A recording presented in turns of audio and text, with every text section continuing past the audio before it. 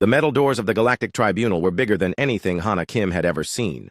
They stretched up so high that she had to bend her neck back to see the top. The doors were made of some strange blue metal that seemed to glow from inside. Strange symbols covered every inch of the surface, writing in languages that humans had never learned to read. Hana stood in front of those massive doors and tried to calm her racing heart. Her hands were shaking, but she forced them to stay still at her sides. She wore her best diplomatic uniform, dark blue with gold buttons and the Earth symbol on her shoulder.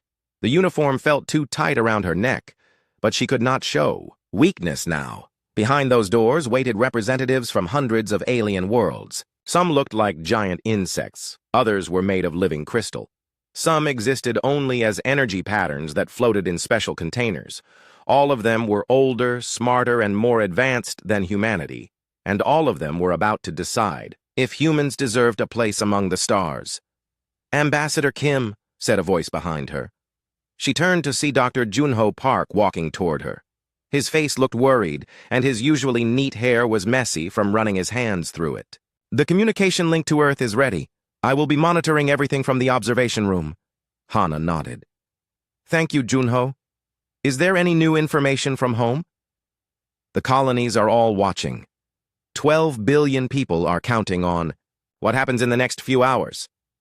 Junho adjusted his glasses and looked at the massive doors. "Are you ready for this?" Was she ready? Hana had spent 3 years preparing for this moment. She had studied every alien species in the Federation. She had learned their customs, their languages, their ways of thinking. She had practiced her speech 1,000 times. But standing here now, she felt like a small child about to walk into a room full of giants. "I have to be ready," she said. "This is our only chance." The doors began to open with a sound like thunder. Light poured out from inside, so bright that Hana had to shield her eyes. As the light faded, she could see into the vast chamber beyond. The room was shaped like a giant bowl, with seats rising up on all sides. But these were not seats made for humans. Some were pools of liquid for water-breathing aliens. Others were energy fields that glowed with different colors. Some looked like giant crystals growing from the floor. In the center of the room was a small platform.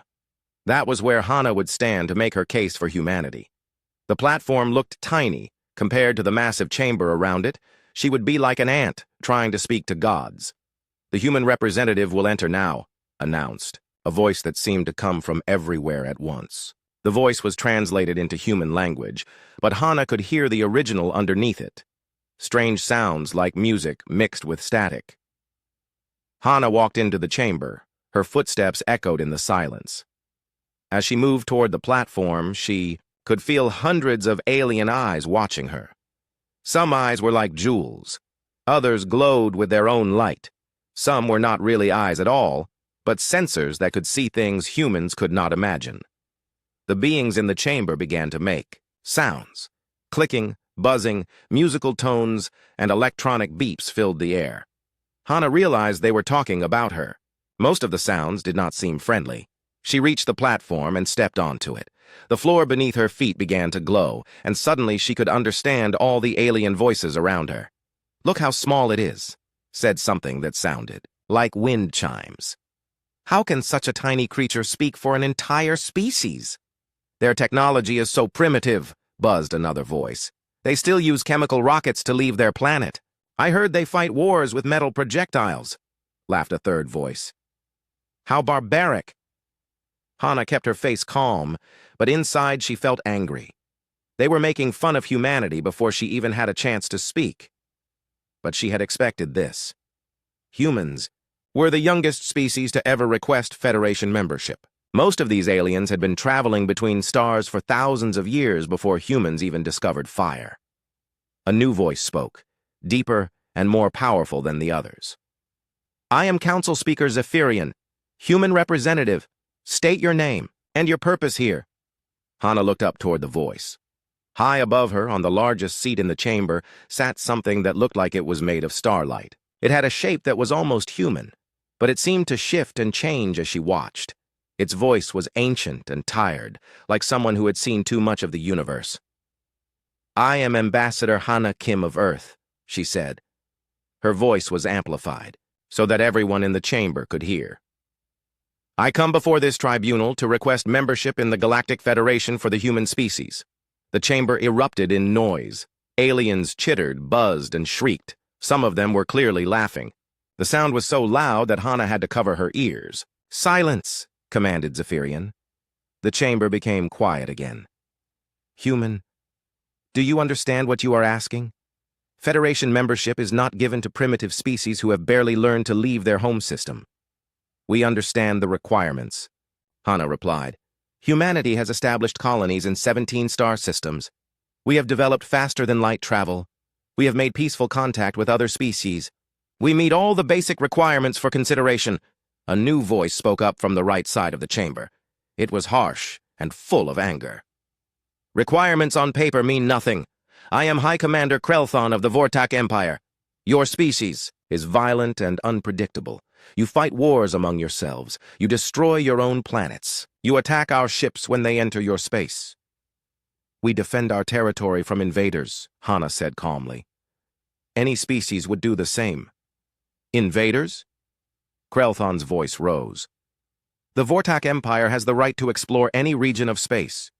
Your species fired on our scouts without warning." "Your scouts were armed warships approaching our colonies," Hana replied. "We gave them multiple warnings to change course." The chamber filled with noise again. Some aliens seemed to support Krelthon. Others made different sounds that might have been disagreement. Hana could not tell which group was larger. Another voice joined the conversation. This one sounded like it came from a computer. "I am High Inquisitor Veltar of the Synthetic Dominion. We have analyzed human behavior patterns. Humans are illogical. They make decisions based on emotions rather than data. They cannot be trusted with advanced technology. We prefer to call it intuition," Hana said. "Humans have solved many problems that pure logic could not handle." "Such as?" asked Veltar. Hana had prepared for this question. 3 months ago, human scientists developed a new type of quantum drive that is 30% more efficient than current Federation technology. We did it by combining engineering with artistic creativity, something your pure logic approach had not considered. This caused more noise in the chamber. Some of it sounded interested, but most still sounded dismissive. A musical voice spoke from the left side of the chamber. "I am harmony singer Ethon of the Crystalline Collective. We have observed human culture. It is chaotic and contradictory. You have thousands of different languages, religions, and governments. How can such a divided species represent itself in galactic affairs?" "Our diversity is our strength," Hana answered. "Because we see problems from many different angles, we find solutions that uniform cultures miss." "Diversity is weakness," replied another voice. "Unity of purpose creates efficiency." "Then why," Hana asked, "have humans adapted to more different environments than any other species in the Federation? We thrive on ice worlds, desert planets, and ocean moons. We build cities in space and underground. We do this because we think differently, not in spite of it." The chamber was quiet for a moment. Then Zephyrian spoke again. "Human representative, you will have the opportunity to present your full case tomorrow.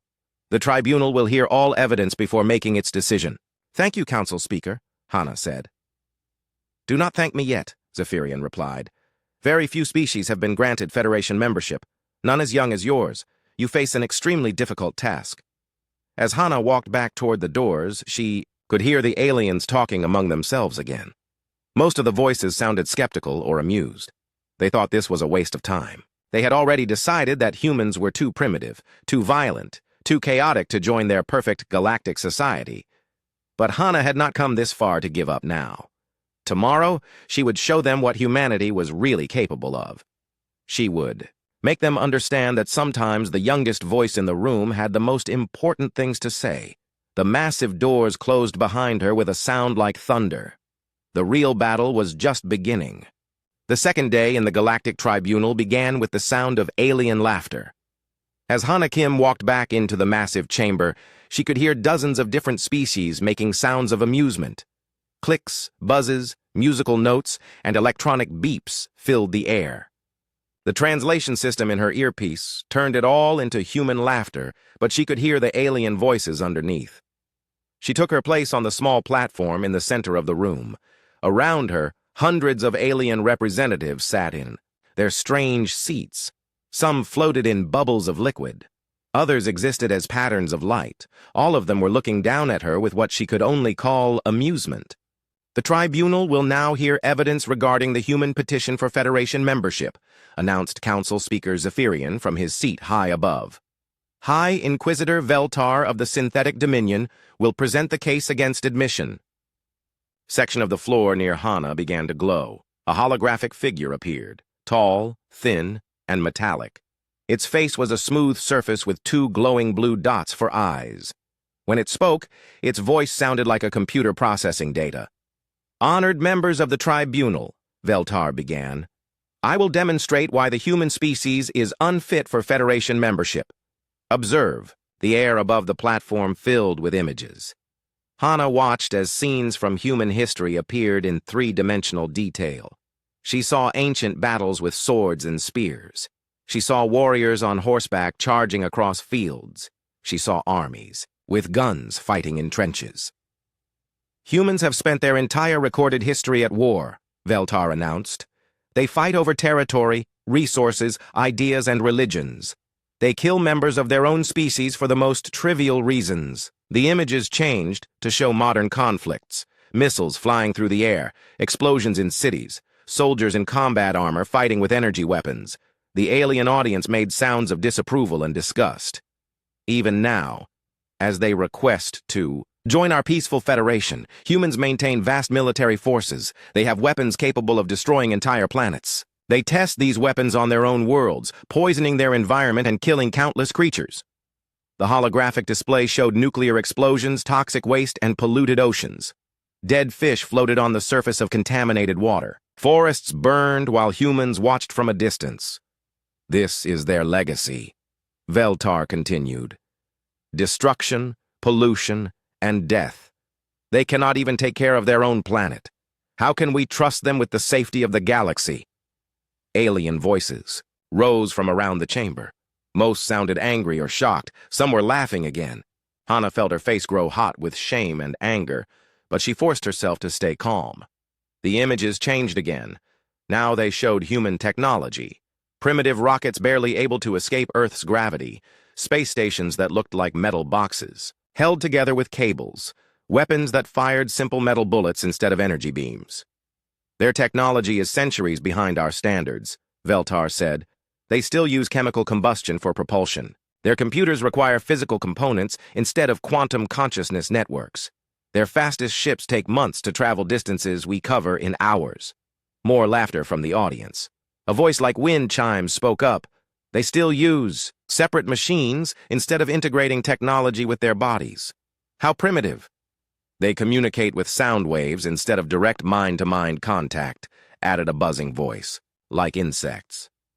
The mockery continued as the images showed human cities, buildings made of concrete and steel instead of living crystal or pure energy, cars that moved on wheels instead of floating, people wearing clothes instead of having natural protection. Look at how they live, said a musical voice from the crystalline collective. Trapped in boxes of dead matter, no connection to the universal harmony, no understanding of the beauty of pure form. Veltar raised one metallic hand. But perhaps most disturbing of all is their social structure. Observe. The display now showed human societies, different countries with different governments, people speaking hundreds of different languages, various religions with conflicting beliefs. Some humans were rich while others were poor. Some lived in beautiful houses while others lived on the streets. They have no unity, Veltar announced. No single government, no shared beliefs, no common purpose. They are divided into thousands of competing groups. How can such a chaotic species contribute anything to our organized federation? High Commander Krelthon of the Vortak Empire rose from his seat. He was massive, with gray skin covered in armor-like scales. His voice was deep and threatening. The synthetic dominion speaks the truth. Humans are dangerous because they are unpredictable. They make no sense. Krelthon gestured with one clawed hand, and new images appeared. They showed recent encounters between Vortak ships and human colonies. The scenes looked like space battles, with energy beams and explosions lighting up the darkness between stars. 3 months ago, Vortak exploration vessels entered a system that humans claim as their territory. We were conducting routine surveys, as is our right under galactic law. The humans attacked without warning or negotiation. The image showed human ships firing missiles at larger Vortak vessels. The human ships were smaller and looked fragile compared to the massive alien warships, but they moved faster and struck without warning. 5 of our ships were destroyed, Krelthon continued. Dozens of Vortak explorers were killed. When we demanded an explanation, the humans claimed they were defending their space. But that system has no Federation recognition. They have no legal claim to it. Angry sounds came from around the chamber. The Vortak had many allies, and they were all expressing support for their position. This is how humans solve disputes, Krelthon said. With violence. They attack first and ask questions later. They cannot be reasoned with. They cannot be trusted. More. Images appeared, showing human military bases and warships. The technology looked primitive compared to what Hana could see around her in the tribunal chamber, but the humans had built a lot of it. Hundreds of ships, thousands of weapons, millions of soldiers. They are building an army, Krelthon announced. While they speak of peace and cooperation, they prepare for war. They expand their territory by force and call it colonization. They are a threat to every peaceful species in the galaxy. The chamber erupted in discussion. Different alien species made their own sounds of agreement or disagreement. Most seemed to support what they had heard. The evidence against humanity was overwhelming. Hana listened to it all and felt her heart sink. Everything they said was true, but it was not the whole truth. Humans did fight wars, but they also helped each other. They did have primitive technology, but they were learning and improving. They did have different governments and beliefs, but that made them stronger, not weaker. But how could she explain that to beings who had never experienced conflict? How could she make them understand that struggle created strength? A new voice spoke from across the chamber. It sounded like water flowing over rocks.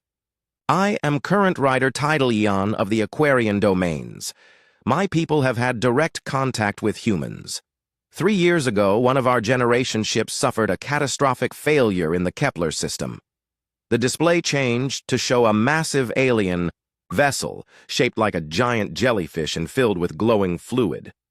Parts of it were damaged and leaking. Smaller ships surrounded it, trying to help. Our ship contained 40,000 Aquarian young, Tidal Eon continued. The navigational system failed near a quantum storm. Our technology could not adapt to the chaotic energy patterns. We were helpless. New images showed human ships arriving at the scene. They were small compared to the alien vessel, but they moved with purpose and skill. Human ships responded to our distress call. They used techniques that our computers could not predict or understand. They saved our young when our own advanced technology failed. Some of the alien voices in the chamber grew quieter. This was not what they expected to hear. However, Tidal Eon added, this was likely just fortunate coincidence. Humans succeeded because they were too primitive to understand why the task was impossible. Ignorance is not the same as skill. The laughter returned, louder than before. Even the story of human heroism was being dismissed as luck or stupidity. Veltar spoke again. This example proves my point exactly. Humans act without thinking. They take dangerous risks that logical beings would avoid. They might save lives sometimes, but they will cause disasters more often. A voice like electronic music joined the conversation. I am Mind Weaver Psionics of the Cerebral Confederation. We have analyzed human thought patterns. Their minds are chaotic and inefficient. They process information slowly and make errors in basic logic. They think with emotions instead of pure reason, added another voice. They let feelings cloud their judgment. They make important decisions based on what they want to be true instead of what is true. They dream impossible dreams, said yet another voice. They waste time on art, music, and stories instead of focusing on practical problems. The criticism went on and on. Each alien species had their own reasons why humans were unfit for Federation membership. They were too violent, too primitive, too chaotic, too emotional, too unpredictable. Hana stood on her platform and listened to it all. Part of her wanted to argue with every point, to defend her species against these accusations. But Hana Kim stood alone on the platform in the center of the Galactic Tribunal. The massive chamber stretched around her in all directions, filled with hundreds of alien beings who had already decided that humanity was not worthy of joining their federation. But this was her chance to change their minds. This was humanity's moment to speak for itself. Council Speaker Zephyrian, she began, her voice carrying clearly through the translation systems. Honored members of the tribunal, yesterday, you heard many accusations against my species. Today, I ask you to hear the full truth about humanity. The chamber was quieter than it had been the day before. Some aliens were still making dismissive sounds, but others seemed willing to listen, at least for now. You say we are violent, Hana continued. Yes, humans have fought wars. We have made terrible mistakes, but you judge us only by our failures. You do not see what we learned from those failures. She gestured, and new images appeared in the holographic display above her. These showed different scenes from human history. Soldiers sharing food with enemies, doctors treating wounded fighters from both sides of a conflict, people rebuilding, cities together after wars ended. Every war taught us something about the cost of violence. Every conflict showed us the value of peace. We learned to solve problems with words instead of weapons. We learned to help instead of hurt. A buzzing voice interrupted her. But you still maintain armies? You still build weapons. How do you explain that? Because sometimes protecting innocent people requires strength, Hana replied. We learned that peace without the ability to defend it is just helplessness. We keep weapons not because we love violence, but because we hate it so much that we will fight to stop it. The images changed to show human peacekeeping forces. Soldiers helping refugees. Engineers building schools and hospitals in war-torn areas. Medical teams treating disease and injury without asking which side people had fought on. This is what human military forces do now, Hana said. They protect the weak. They help the suffering. They stand between innocent people and those who would hurt them. High Commander Krelthon's voice boomed across the chamber. Pretty words, human. But your soldiers attacked Vortax ships without warning. How do you explain that? Hana had prepared for this question. Captain Do-Yun Choi of the human colony ship New Seoul will answer that himself. A new holographic figure appeared beside her. It was a human man in a military uniform, speaking from a ship somewhere in space. His face was serious but calm. Honored Tribunal, Captain Choi said. I was the commanding officer during the encounter with Vortax ships. I will tell you exactly what happened. The display showed the incident from the human perspective. 3 large Vortax warships had appeared at the edge of a human star system. They were massive vessels, built for conquest, with enough firepower to destroy entire planets. The Vortax ships entered our system without permission or communication, Captain Choi explained. They ignored our hailing frequencies. They refused to identify themselves or state their intentions. When they began moving toward our colonies, we had no choice but to assume hostile intent. The images showed human ships attempting to communicate with the aliens. Radio signals, light patterns, even mathematical sequences broadcast on multiple frequencies, all were ignored. We broadcast warnings in every language we knew, including Vortax, Captain Choi continued. We told them they were in human space and asked them to leave. We gave them 12 hours to respond. Only when they continued toward our civilian populations did we take action. The display showed the battle from multiple angles. The human ships were much smaller than the Vortax vessels, but they moved with precision and coordination. They targeted weapon systems and engines instead of trying to destroy the enemy ships completely. We disabled their weapons and damaged their engines, Captain Choi said. We did not destroy any ships until they began targeting our colonies directly. Even then, we tried to capture their crews rather than killing them. Krelthon's voice rose in anger. Those were exploration vessels conducting legitimate surveys. Exploration. Vessels do not carry planet-killing weapons, Captain Choi replied calmly. They do not approach inhabited worlds with their shields raised and guns charged. They do not ignore diplomatic communications. The chamber filled with alien voices discussing this new information. Some sounded angry, but others seemed thoughtful. The human version of events was very different from what they had heard before. Hana spoke again while the aliens argued. This shows you something important about humanity. We do not attack without reason, but we will fight to protect innocent people even when our enemies are bigger and stronger than we are. She gestured again, and the display changed to show a very different scene. It was a massive alien ship, shaped like a living creature and filled with glowing blue liquid. Parts of it were broken and leaking. Smaller ships surrounded it, trying to help with repairs that seemed impossible. 3 years ago, Hana said, 40,000 Aquarian young were dying in space. Their generation ship had failed near a quantum storm. Their own advanced technology could not save them. A flowing voice spoke from across the chamber.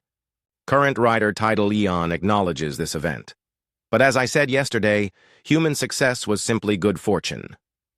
Was it? Hana asked. Captain Choi, please tell us what really happened in the Kepler system. Captain Choi nodded.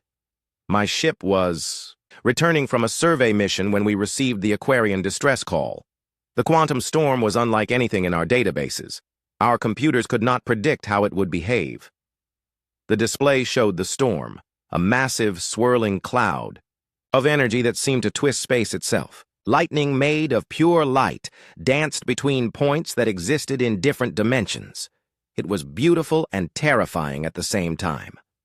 The Aquarian ship was caught in the storm's gravity well, Captain Choi explained. Every time they tried to use their standard navigation systems, the quantum effects threw them deeper into danger.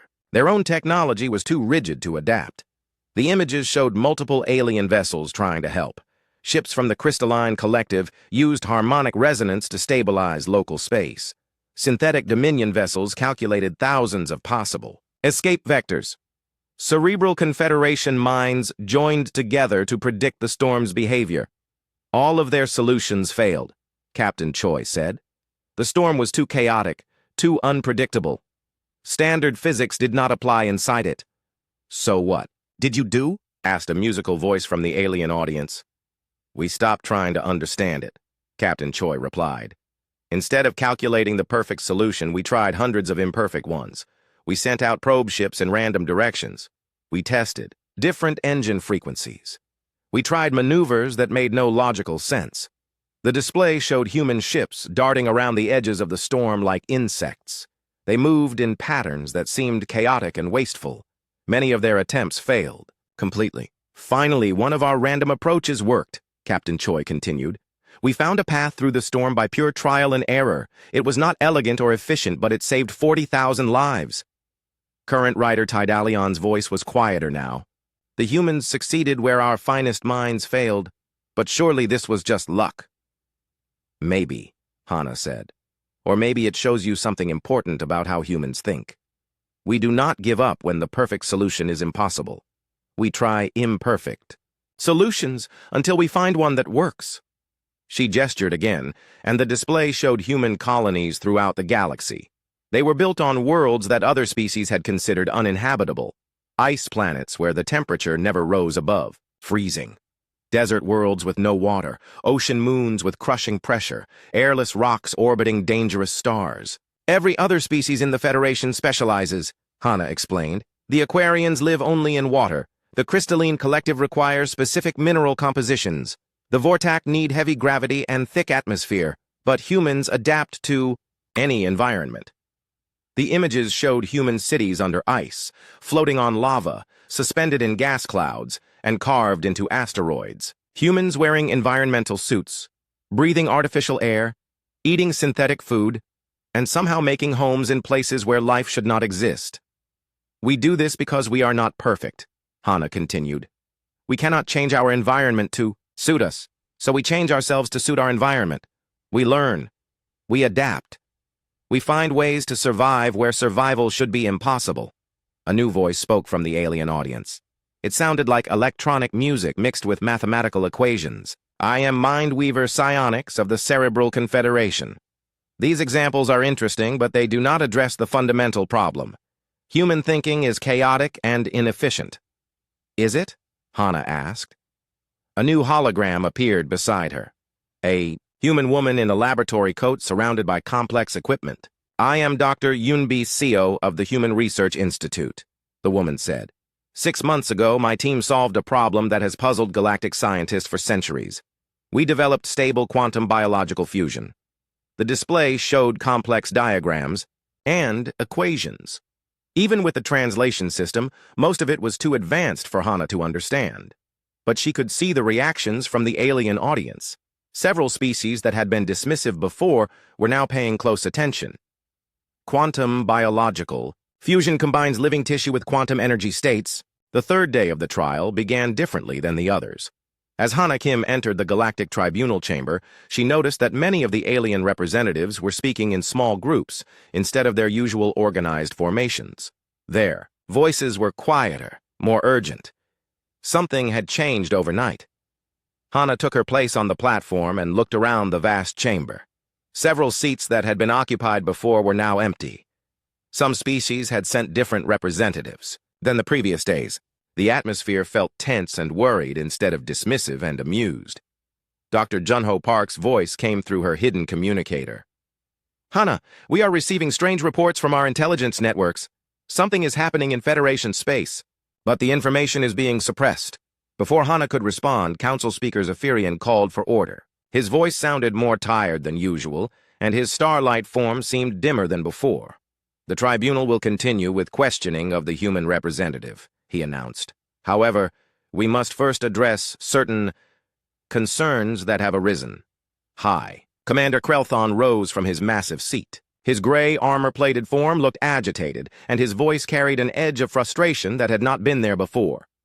Council Speaker, the Vortak Empire requests a brief recess to discuss urgent military matters.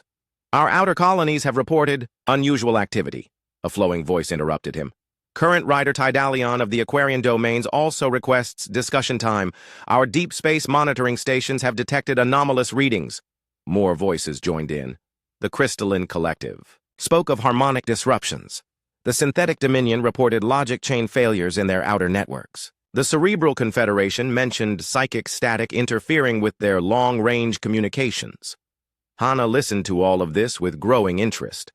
Something was definitely wrong in Federation space, and it was affecting multiple species at the same time. Recess granted, Zephyrian announced. All representatives may confer privately for 1 hour. As the aliens began to leave their seats and gather in groups, Hana noticed something strange. A figure approached her platform from the shadows at the edge of the chamber. It was smaller than most of the other aliens, wearing a dark cloak that hid its features. Human ambassador, the figure said in a whisper that barely registered on her translation system. I must speak with you privately. Hana looked around. Most of the alien representatives were busy with their own conversations and not paying attention to her. She stepped down from the platform and moved closer to the cloaked figure. Who are you? She asked quietly. I am Subcommander Nixara of the Vortak Empire, the figure replied, pulling back its hood to reveal a face similar to Krelthon's, but smaller and less heavily armored. I bring information that may be important to your species. Why would you help humans? Hana asked. Your people have been our strongest opponents in this trial. Nixara looked around nervously before answering. Because I fear that this trial may be irrelevant soon. The galaxy faces a threat that none of our species understand. Perhaps your people's unusual thinking could help. The sub-commander activated a small device that created a privacy field around them. Now their conversation could not be overheard or recorded. 3 months ago, Nixara began, Vortak expansion fleets began encountering resistance in the Outer Rim, but this was not normal resistance from primitive species. Something was predicting our tactics perfectly. She showed Hana a small holographic display.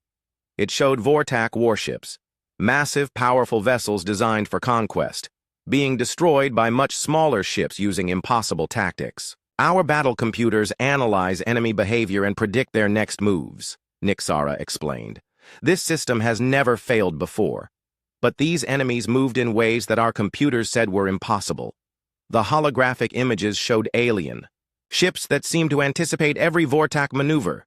They dodged attacks before weapons were fired. They struck at weak points that should have been hidden. They used the Vortak's own strengths against them. Who are they? Hana asked. We do not know, Nixara replied. They do not respond to communications. They do not take prisoners. They simply destroy our ships and disappear. More images appeared in the display. Similar attacks on other Federation species, crystalline harmonic networks being disrupted by precise counter-frequencies, synthetic logic chains being overwhelmed by paradoxical data streams, cerebral psychic networks being flooded with chaotic mental static. Every species is being attacked differently, Nixara continued. The enemy seems to understand exactly how each of our civilizations works. They know our weaknesses better than we know them ourselves. Hana studied the tactical displays with her military training. The attack patterns were indeed sophisticated, but there was something familiar about them. These tactics, she said slowly. They look like they were designed by someone who studied each species for a very long time. Someone who understood not just your technology, but your way of thinking. Exactly, Nixara agreed. But who could have such knowledge? And why are they attacking now? Before Hana could answer, Dr. Junho Park's voice came through her communicator again. Hana, I am receiving a priority message from Agent Kyungmin Yu. She says it is urgent. Excuse me, Hana told Nixara. I need to receive a communication from my team. She activated her own privacy device and accepted the incoming call. A holographic image appeared. A human woman in intelligence officer uniform, speaking from what looked like a secure facility on Earth. Ambassador Kim, Agent Yu said, we have been monitoring communications across Federation space. There is a pattern in the attacks that the alien governments are not sharing with each other. What kind of pattern? Hana asked. Every species being attacked has been spacefaring for more than 10,000 years, Agent Yu explained. The older, the civilization, the more devastating the attacks. But here is the interesting part. No species younger than 8,000 years has been touched. Hana felt a chill run down her spine. What about humanity?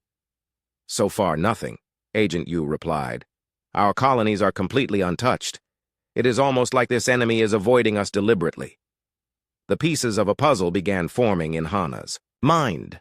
An enemy that understood ancient civilizations perfectly. Attacks that targeted each species' specific weaknesses. No interest in younger species like humanity. Agent Yu, she said, I need you to research something immediately.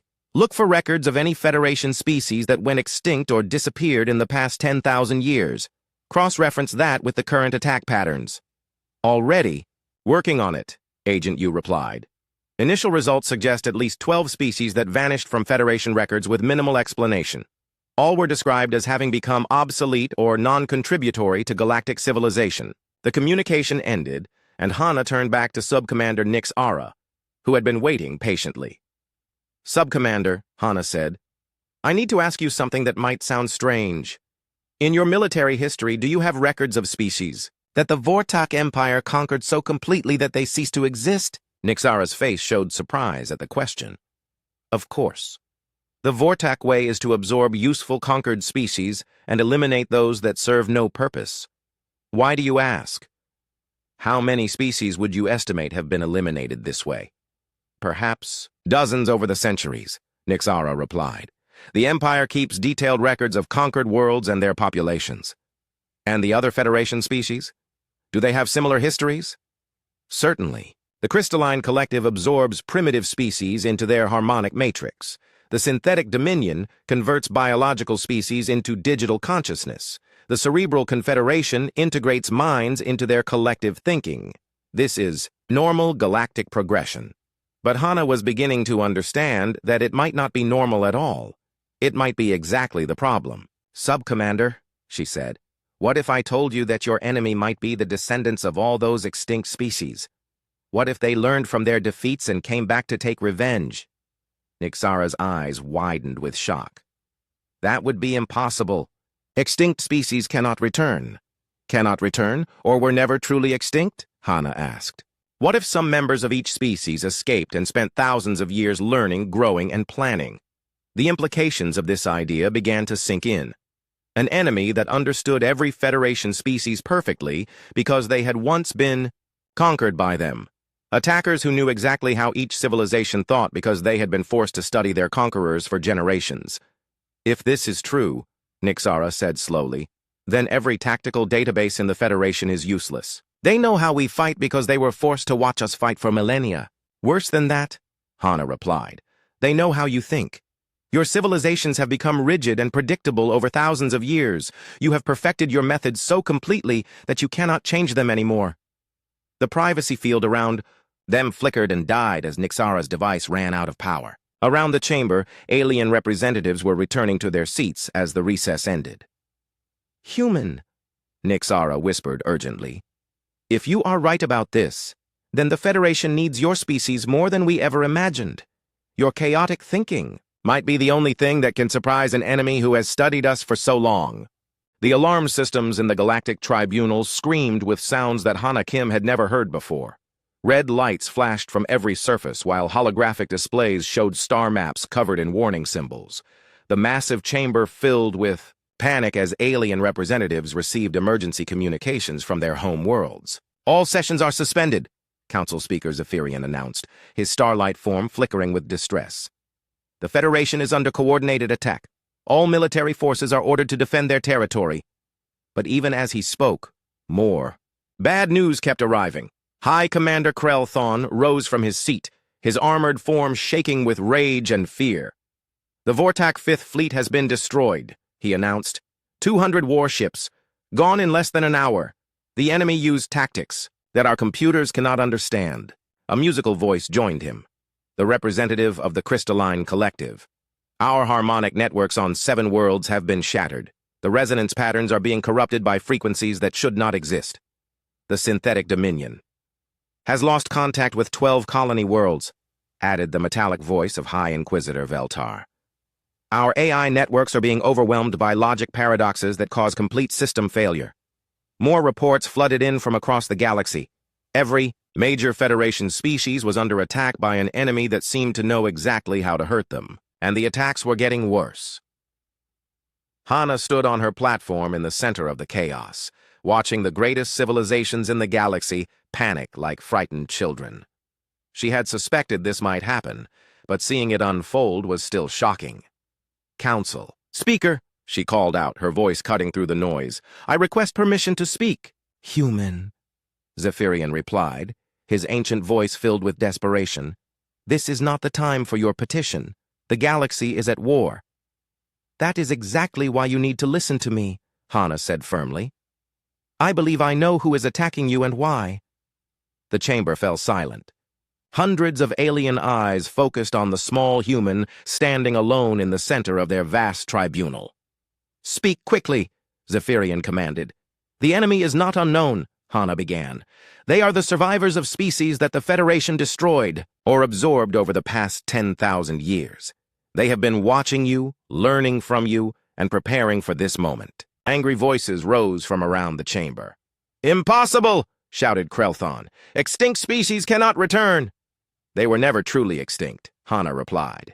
Some escaped, some hid, some were smart enough to survive in the shadows while you thought you had eliminated them completely. The holographic displays around the chamber suddenly changed.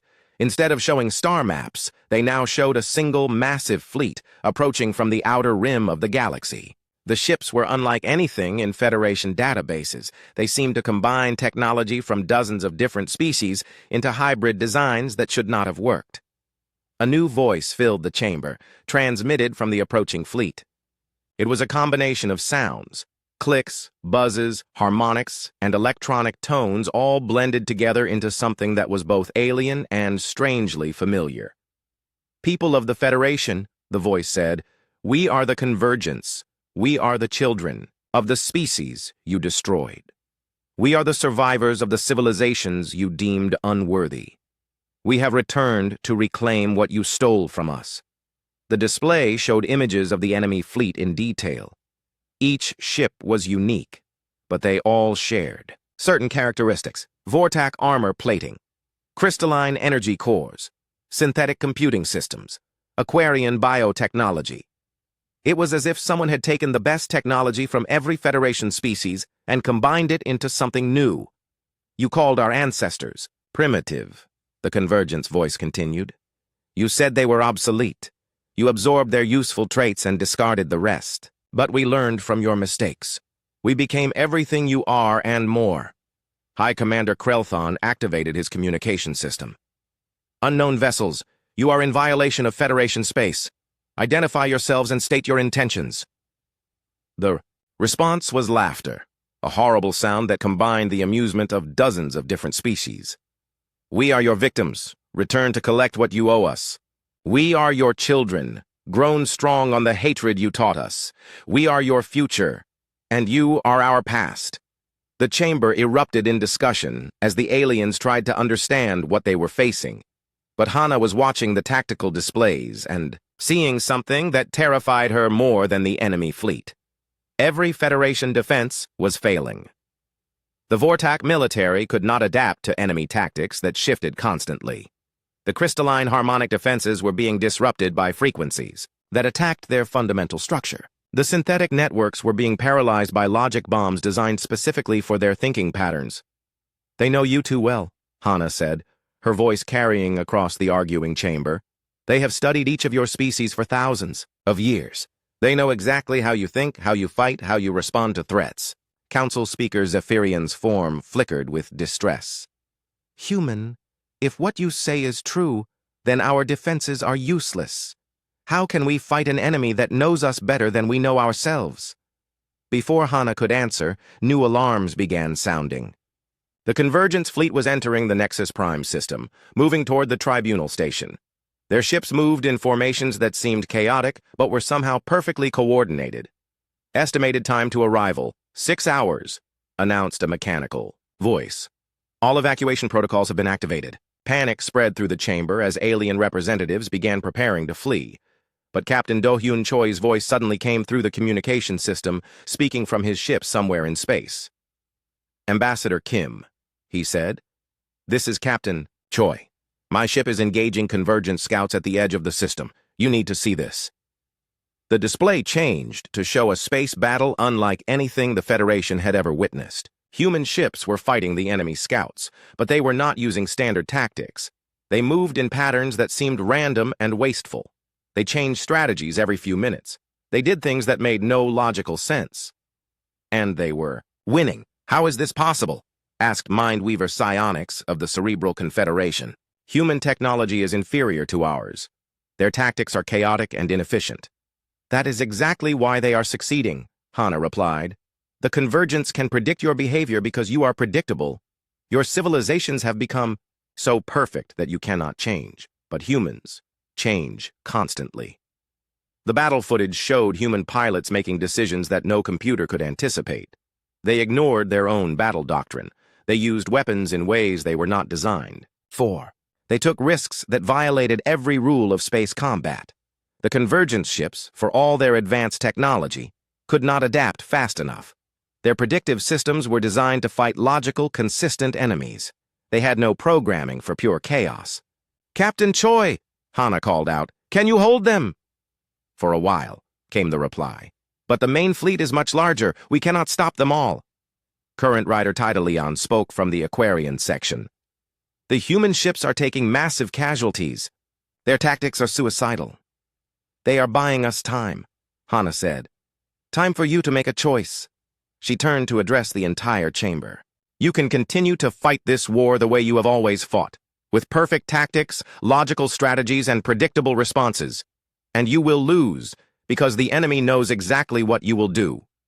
The aliens listened in stunned silence, as human ships continued their desperate battle on the displays around them. Or, Hana continued, you can let humanity help you. We can teach your forces to think like we do, chaotically, unpredictably, in ways that even we cannot anticipate. Hi, Commander Krelthon's voice was desperate. How do we know this will work? Because, Hana replied, watching human ships sacrifice themselves to protect alien worlds they had never been allowed to visit. Chaos is the only thing that perfect order cannot predict. A new voice came through the communication system. Admiral Taehyung Lim from the main human fleet. Ambassador Kim, we are moving to intercept the Convergence main force, but we need Federation support. Our ships alone cannot stop them all. Council Speaker Zephyrian looked around the chamber at representatives from species that had ruled the galaxy for millennia. They were all looking to him for guidance, but his ancient wisdom had no answers for this unprecedented threat. "Human representative," he said finally, "if we agree to coordinate our forces with yours, what guarantee do we have of success?" Hana looked up at the starlight, being who held the fate of trillions of lives in his decision. "None," she said honestly. "Chaos does not come with guarantees, but it is the only chance you have." The chamber fell silent, except for the sound of alarms and the distant explosions of ships dying in space. The greatest civilizations in the galaxy faced their darkest hour, and their only hope lay with the young, chaotic species they had dismissed as primitive and unworthy. The vote for humanity's Federation membership had become irrelevant. Now the question was whether the Federation would survive long enough for membership to matter, and the answer lay in embracing the very chaos they had spent thousands of years trying to eliminate. "All Federation forces," Zephyrian announced, his voice carrying across emergency channels to fleets throughout the galaxy. The Convergence fleet filled the view screen of the Galactic Tribunal like a swarm of metallic insects. Thousands of hybrid ships approached Nexus Prime, their hulls gleaming with technology stolen from a dozen extinct civilizations. Each vessel was unique, combining the best features of species that the Federation had long forgotten. Hana Kim stood at the center of the tribunal chamber, no longer a petitioner seeking membership, but a coordinator directing the defense of the galaxy. Around her, alien representatives worked frantically at communication stations, trying to coordinate their scattered fleets with human forces. "Admiral Lim reporting," came the voice of the human fleet commander through the speakers. "We have engaged the enemy vanguard. They are adapting to our tactics faster than expected, but we are holding them back." The holographic displays showed the battle raging in space above them. Human ships darted between larger convergence vessels like fish swimming around sharks. Their movements seemed random and desperate, but there was method in the madness. "Commander, Nam!" Hana called to another human officer. "Coordinate with the crystalline collective ships. Have them match their harmonic frequencies to our engine signatures. Make our combined fleet sound like chaos to enemy sensors." Commander So-Young Nam's voice came back immediately. "Understood, Ambassador. Crystalline ships are adjusting their resonance patterns now." High Commander Krelthon watched the tactical displays with amazement and horror. "The human tactics are insane. They are sacrificing their own ships to confuse the enemy formation. They are buying time for the real strategy to work," Hana replied. She turned to address the chamber. "Every species here has perfect defensive systems designed to counter known threats. But what if we use them in ways they were never intended?" Mindweaver, psionics of the Cerebral Confederation, spoke up. "Explain this concept." "Your psychic networks are designed for communication and coordination," Hana said. "But what if we use them to broadcast pure chaos directly into enemy minds? Not organized thoughts, but random emotions and contradictory ideas." The alien representative paused, processing this concept. "Such use would be unprecedented and potentially dangerous to our own forces." "Everything we are doing now is dangerous," Hana replied. "But the alternative is extinction." Captain Do-Yun Choi's voice crackled through the communication system. "Ambassador, the enemy is breaking through our outer perimeter. They are moving toward the tribunal station." Through the massive windows of the chamber, they could see flashes of light in the darkness of space. Explosions bloomed like deadly flowers as ships from both sides destroyed each other in the void. "All evacuation transports have been deployed," announced Council Speaker Zephyrian. "Non-essential personnel should leave immediately." But Hana shook her head. "I am staying here. The defense needs central coordination, and this is the best position to direct our forces." "Human," Zephyrian said, his starlight form flickering with distress. "If the station is destroyed, you will die with it." "Then I will die doing my job," Hana replied calmly. "Someone needs to stay and coordinate the defense until the end." Yunbi Seo appeared on the holographic display, speaking from her research station. "Ambassador Kim, we have completed the quantum biological fusion modifications to the Federation defense grid, but the process is unstable. We estimate a 60% chance of catastrophic failure." "What about the 40% chance of success?" Hana asked. "If it works, it will create an energy field that disrupts the Convergence ship's hybrid technology. Their stolen systems were never designed to work together. The quantum resonance should cause cascade failures throughout their fleet. Hana looked around the chamber at the alien representatives who had once laughed at humanity's primitive technology. Now they were depending on that same chaotic thinking to save their perfect civilizations. "Do it," she ordered. The battle outside intensified. As the modified defense grid came online, beams of unstable energy lanced out from the tribunal station, striking convergence ships with frequencies that should not have existed. Some enemy vessels simply stopped working, their hybrid systems unable to handle the contradictory signals. But the main convergence fleet was still advancing, and they were learning to adapt even to humanity's chaos. "Ambassador," came Captain Choi's voice, strained with exhaustion. "We have lost half our ships. The enemy is adjusting their tactics. They are becoming unpredictable too." This was the moment Hana had feared. The convergence were survivors for a reason. They had learned to adapt over thousands of years, and now they were learning to match human unpredictability with chaos of their own. "All human ships," she broadcast on all frequencies, "implement Protocol Omega." There was silence on the communication channels for a moment. Protocol Omega was the most desperate strategy in human military doctrine. It had never been used because it required sacrifices that no commander wanted to make. "Ambassador, Admiral," Lim's voice was quiet. "Protocol Omega will cost us everything. Every ship, every life." "I know," Hana replied. "But it will give the Federation fleets time to escape and regroup. Sometimes the only way to win is to make sure the enemy cannot win either." The convergence ships were now close enough to be seen clearly through the tribunal windows. They were beautiful and terrible, their hybrid hulls reflecting the light of distant stars, their weapons charged with energy stolen from a dozen different species. "Incoming transmission from the convergence fleet," announced the communication system. A new voice filled the chamber, the combined voices of the extinct species, speaking as one entity. "Federation representatives, you have fought bravely, but uselessly. Your human allies have only delayed the inevitable. We are your past returning to judge you. We are your future replacing you." Hana activated her personal communicator and responded directly to the enemy fleet. "This is Ambassador Hana Kim of Earth. You are right about one thing. We are your future, but not the way you think." "Human," the convergence voice replied. "Your species is young and foolish. You fight for aliens who would never accept you as equals. Why do you sacrifice yourselves for those who despise you?" Hana looked around the chamber at the alien representatives watching her. Some showed fear, others showed respect, but all of them were listening to her words.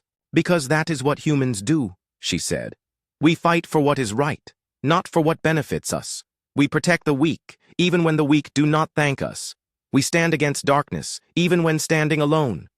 The enemy weapons began charging, their energy signatures visible even through the station's shielding. In minutes, the tribunal would be destroyed, and with it, the coordination center for the Federation's defense. "You speak of righteousness," the convergence voice said, "but your Federation masters will abandon you the moment this crisis ends. They will never truly accept your chaotic species among their perfect civilizations." "Maybe not," Hana admitted. "But that does not change what we believe." The first enemy shots struck the station's shields, causing the entire structure to shake. Emergency lights flashed as power systems struggled to maintain protection against the devastating attack. "All Federation fleets," Hana broadcast on emergency frequencies, "this is your final evacuation warning. Jump to hyperspace immediately. The station cannot hold much longer." "Ambassador Kim," came Zephyrian's voice, "there is still time to escape. A ship is waiting for you," but Hana was watching the tactical displays showing human ships throughout the system. They were all moving into position for Protocol Omega, preparing to sacrifice themselves to buy time for others to escape. "I am staying," she said firmly. "Someone needs to coordinate the final phase." The station shook again as more enemy fire struck the shields. Cracks appeared in the walls of the chamber and the artificial gravity flickered. Captain Choi's voice came through the speakers one last time. "Ambassador, it has been an honor serving with you. Tell our families that we did this gladly." "I will," Hana promised, even though she knew she would not survive to keep that promise. The human ships throughout the system began their final attack. Instead of trying to destroy enemy vessels, they rammed into them at maximum speed. The explosions lit up the darkness like new stars being born. Each human ship that died took multiple convergence vessels with it. The enemy fleet, caught off guard by this ultimate expression of chaotic tactics, began to fall apart. Their formations scattered as captains tried to avoid the suicidal human attacks. "Incredible," whispered High Commander Krelthon. "They are destroying themselves to save us." "That is what makes them different," said current writer Tidalion of the Aquarians. "They value others' lives more than their own." The station's shields finally failed, and enemy fire began striking the hull directly. The chamber filled with smoke and the sound of tearing metal. Several alien representatives who had stayed behind were injured by falling debris. Hana activated her communicator for the last time. Her voice was broadcast across the galaxy, reaching every Federation world, every colony, every ship. "This is Ambassador Hana Kim," she said, her words carrying over the sound of destruction.